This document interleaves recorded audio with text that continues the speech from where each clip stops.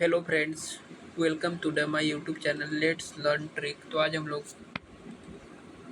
अंतर्राष्ट्रीय सीमा अंतर्राष्ट्रीय सीमा जितना सारा उसका क्वेश्चन आता है उसका हम लोग ट्रिक के साथ सॉल्व करेंगे। तो हम लोग का फर्स्ट अथी है मैकमोहन रेखा। आप लोग को दिख रहा होगा, यहाँ थोड़ा दिखने में टाइपिंग गलत मिस्टेक कर दिया है। जो मैकमोहन रेखा जो भारत एंड चाइना के बीच में आता है, तो हम इसको ट्रिक से कैसे याद करेंगे। देखिए, मोहन नाम का जो लड़का था ना, वो भारत से चाइना चला गया और वहाँ से चिल्ला रहा था। तो वहाँ से चिल्लाएगा तो भारत में डायरेक्ट आवाज़ नहीं पहुँच पाएगा। तो इसके लिए उसने क्या किया, इसके लिए उसने मैक लगाया। मैक समझते हो, एक माइक। तब वहाँ से चिल्लाया तब भारत को सुना दिया। तो इसे हम लोग याद कर लेंगे मैकमोहन रेखा कहाँ से है। तो मैकमोहन का भारत एंड चाइना के बीच है। उम्मीद करता है आप लोग को याद हो गया होगा। अगला रेड क्लिफ। आप लोग जानते हो रेड कलर जो होता है वो खतरे का निशानी होता है। अब आज के लिए खतरे का निशानी क्या है? पाकिस्तान। उम्मीद करता है आप लोग को ये याद हो गया होगा। अगला नेक्स्ट चलते हैं हिडनबर्ग। हिंडनबर्ग रेखा। बर्ग जो है, बर्ग से हम लोग याद करेंगे बर्गर। अब बर्गर को बनाने से पहले कि हम लोग क्या करते हैं, उसको जलाते हैं। तो जलाते ज से हो गया जर्मन।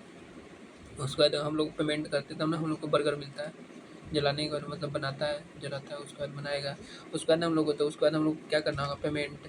तो हम लोग ऐसे ही याद कर सकते हैं। तो ये उम्मीद करता है आप लोग को याद हो गया। अगला नेक्स्ट में चलते हैं। अगला है हम लोग का 38वीं समानांतर रेखा। तो यहाँ देख रहे हैं 3 और यहाँ 8।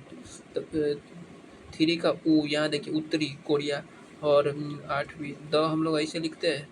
ऐसे को थोड़ा ऐसे मिला देंगे तो हो जाएगा उत्तरी कोरिया। हो गया 38वां। तो आपसे पूछा जाएगा 38वीं समानांतर रेखा कौन है, तो उत्तरी कोरिया एंड दक्षिणी कोरिया।